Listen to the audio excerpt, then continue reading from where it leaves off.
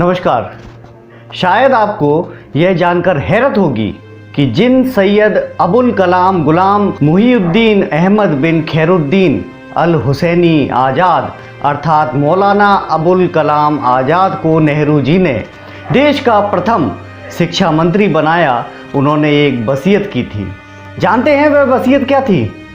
वसीयत यह थी कि उनकी पुस्तक इंडिया विंस फ्रीडम के अंतिम 30 पेज उनकी मौत के 30 साल बाद प्रकाशित किए जाएं। आखिर क्या था उन 30 पेजों में?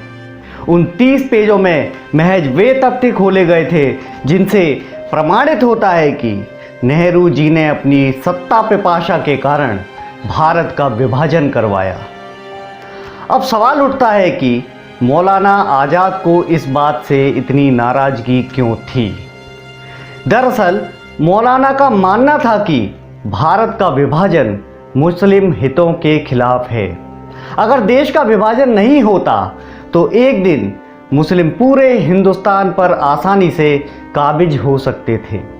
जिन्ना और नेहरू ने अपनी अपनी सत्ता लोलुपता के कारण मुसलमानों से यह सुनहरा अवसर छीन लिया और मुसलमानों को मिला केवल पिद्दी न पिद्दी का शोरबा पाकिस्तान। इसलिए मौलाना ने भारत में रहने वाले मुसलमानों को भी यह सलाह दी कि वे पाकिस्तान की तरफ पलायन ना करें। उन्होंने मुसलमानों को समझाया कि उनके सरहद पार चले जाने से पाकिस्तान तो मजबूत नहीं होगा, अलबत्ता भारत के मुसलमान जरूर कमज़ोर हो जाएंगे। एक तथ्य और ध्यान देने योग्य है कि वे कांग्रेस में जरूर रहें, लेकिन उनकी प्राथमिकता खिलाफत आंदोलन रहा। अपनी पुस्तक कौल फैजल में स्वयं मौलाना लिखते हैं कि जब उन्होंने 1921 में गांधी जी के साथ देश भर का दौरा किया तब लाहौर और अमृतसर भी गए। उन दिनों कांग्रेस ने तय कर रखा था कि कानून नहीं तोड़ना, इसलिए इन दोनों स्थानों पर पाबंदी के कारण गांधी जी ने अपना लेक्चर गुजरांवाला में दिया, किंतु मौलाना नहीं माने और उन्होंने लाहौर की शाही मस्जिद में जुम्मे की नमाज के बाद लेक्चर दिया। पंजाब के कई मिनिस्टरों ने उनकी शिकायत गांधी जी से की कि जब कानून न तोड़ने का तय हुआ है तो मौलाना क्या कर रहे हैं? जानते हैं महात्मा गांधी ने क्या जवाब दिया? उन्होंने कहा कि मुल्क की पतवार मेरे और उनके हाथ में है, मैं उन्हें नहीं रोक सकता। तो गांधी जी मौलाना को देश का खिवैया मान रहे थे। बस फिर क्या था, यही काम उत्साहित मौलाना ने अमृतसर में भी किया। कांग्रेस के निर्णय उनके ठेंगे पर थे। जानते हैं उन दिनों ये दौरे किस वजह से हो रहे थे? ये दौरे हो रहे थे खिलाफत आंदोलन को बल देने के लिए। क्या था यह खिलाफत आंदोलन? प्रथम विश्व युद्ध के बाद ब्रिटेन एवं तुर्की के बीच होने वाली सीवर्स की संधि से तुर्की के सुल्तान के समस्त अधिकार छिन गए और एक तरह से तुर्की राज्य छिन्न भिन्न हो गया। भारत के मुस्लिम तुर्की के सुल्तान को अपना खलीफा मानकर उसके समर्थन में यह खिलाफत आंदोलन चला रहे थे। कुख्यात अली बंधुओं और मौलाना आज़ाद के इस अभियान का ही परिणाम था कि दक्षिण भारत के मालाबार में भीषण हत्याकांड हुआ, जिसे मोपला विद्रोह के नाम से जाना जाता है। धर्मांध जिहादियों ने अंग्रेजों के स्थान पर हिंदुओं को निशाना बनाया और हत्या, लूट, बलात्कार और धर्म परिवर्तन का नया इतिहास रच दिया। कांग्रेस ने इसे गरीब किसान मुसलमानों का नंबूदरी जमींदारों और साहूकारों के खिलाफ आक्रोश बताकर इसे ध्यान देने योग्य ही नहीं माना। और मजा यह है कि 1924 ईस्वी में तुर्की में स्वयं कमाल पाशा के नेतृत्व में बनी सरकार ने खलीफा के पद को ही समाप्त कर दिया और इस आंदोलन की अपने आप मौत हो गई। आइए जाने कि उन दिनों मौलाना क्या कर रहे थे। मोहम्मद अली और शौकत अली गिरफ्तार हो चुके थे।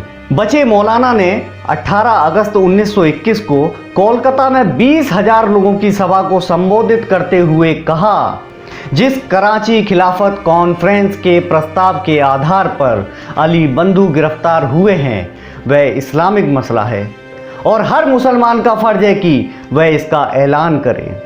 अगर यह जुर्म है तो इस पर हमेशा मुकाबला रहेगा। इसके बाद दिल्ली में सेंट्रल जमीयतुल उलमा और खिलाफत कमेटी का जलसा हुआ। यहाँ भी कराची प्रस्ताव दोहराए गए और मौलाना ने कहा कि अगर इस प्रस्ताव को सरकार अपने खिलाफ समझती है तो मैं हर मुसलमान से इसके प्रचार और पास कराने पर जोर देता हूँ, क्योंकि यह इस्लामी हुक्म है। बाल गंगाधर तिलक जी के 1 अगस्त 1920 को हुए दुखद निधन के बाद गांधी जी पूर्णतः स्वच्छंद हो चुके थे।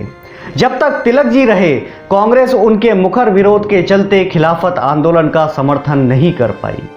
अतः अली भाइयों की गिरफ्तारी के बाद महात्मा गांधी ने हिंदू मुसलमान नेताओं को मुंबई में जमा कर एक मैनिफेस्टो छपवाया, जिसमें कराची के उक्त प्रस्ताव का समर्थन किया था। आशा है आप समझ ही गए होंगे कि मौलाना अब्दुल कलाम आज़ाद की प्राथमिकताएं क्या थीं। इसे जानते हुए भी नेहरू जी ने उन्हें देश का प्रथम शिक्षा मंत्री बनाया, तो नतीजा सबके सामने है। अगर आप विकिपीडिया पर इनकी शैक्षणिक योग्यता देखेंगे तो पाएंगे केवल एक विश्वविद्यालय का नाम, वह है अल अजहर विश्वविद्यालय काहिरा मिस्र। उस विश्वविद्यालय से इन्होंने कौन सी डिग्री हासिल की, यह सब अज्ञात है। दरअसल मौलाना अबुल कलाम की पढ़ाई लिखाई केवल मदरसे में हुई थी। देश का दुर्भाग्य देखिए कि जिस कुर्सी पर किसी भारतीय विद्वान को बैठकर देश का पाठ्यक्रम निर्धारित करना चाहिए था, वहां एक धर्मांध और पूर्वाग्रहित शख्स बैठा दिया। जिस दूसरे शब्दों में कहें तो एक मदरसे के मौलवी को बैठाया गया। यहीं से भारतीय शिक्षा के विकृतीकरण का प्रारंभ हुआ, जो आज तक चला आ रहा है। हमारा गौरवशाली इतिहास कूड़ेदान में फेंक दिया गया और योजनाबद्ध विदेशी कचरा हमारे नौनिहालों के मनो मस्तिष्क में भरा गया। किसी भी विद्यालय या विश्वविद्यालय में विदेशी आक्रांताओं द्वारा किए गए अत्याचारों को ना पढ़ाते हुए उन्हें महिमा मंडित करने की कुचेष्टा हुई। हमारे विश्वविद्यालयों में गुरु तेग बहादुर, गुरु गोविंद सिंह, बंदा बैरागी, हरि सिंह नलवा, राजा सुहेल देव, दुर्गादास राठौर जैसे असंख्य वीरों के बारे में कुछ भी नहीं बताया जाता। उसके स्थान पर ऐसी भ्रांतियां पढ़ाई जाती हैं जो नई पीढ़ी को आत्मगौरव विहीन और अपनी सनातन संस्कृति को हे दृष्टि से देखने वाला बनाती हैं। भारतीय संस्कृति की रीढ़ की हड्डी तोड़ने तथा लंबे समय तक भारत पर राज करने के लिए 1835 में ब्रिटिश संसद में भारतीय शिक्षा प्रणाली को ध्वस्त करने के लिए मैकाले ने जो रणनीति बनाई थी, उसी के अनुरूप या उससे भी कहीं अधिक नुकसानदेह शैक्षणिक पाठ्यक्रम मौलाना आज़ाद के माध्यम से देश पर थोपा गया। शायद इसलिए 1992 में उन्हें मरणोपरांत देश का सर्वोच्च नागरिक सम्मान भारत रत्न प्रदान किया गया। आज जो पढ़ाया जा रहा है उसका सार है, हिंदू जिन आर्यों की संतानें हैं वे भारत के रहने वाले नहीं हैं, वे कहीं बाहर से आए हैं। कहाँ से यह पता नहीं, किंतु आए बाहर से हैं। भले ही उस काल्पनिक स्थान पर उनका कोई स्मृति चिन्ह भी ना हो।